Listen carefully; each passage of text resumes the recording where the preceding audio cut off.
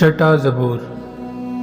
ऐ खुदावन, तू मुझे अपने कहर में ना झिड़क और अपने गेज़ो गज़ब में मुझे तंबीह न दे। ऐ खुदावन, मुझ पर रहम कर, क्योंकि मैं पस मुर्दा हो गया हूँ। ऐ खुदावन, मुझे शफा दे, क्योंकि मेरी हड्डियों में बेकरारी है। मेरी जान भी निहायत बेकरार है, और तू ऐ खुदावन कब तक? लौट ऐ खुदावन, मेरी जान को छुड़ा, अपनी शफकत की खातिर मुझे बचा ले, क्योंकि मौत के बाद तेरी याद नहीं होती। कब्र में कौन तेरी शुक्रगुजारी करेगा?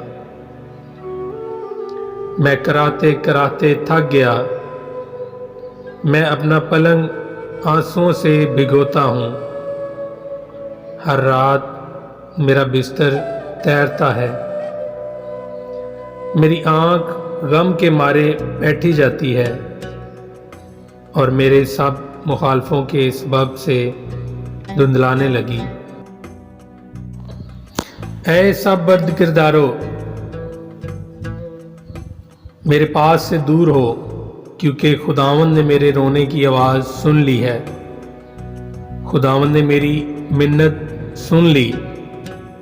खुदावंद मेरी दुआ कबूल करेगा। मेरे सब दुश्मन शर्मिंदा और निहायत बेकरार होंगे। वो लौट जाएंगे, वो वफ्तन शर्मिंदा होंगे। आमीन।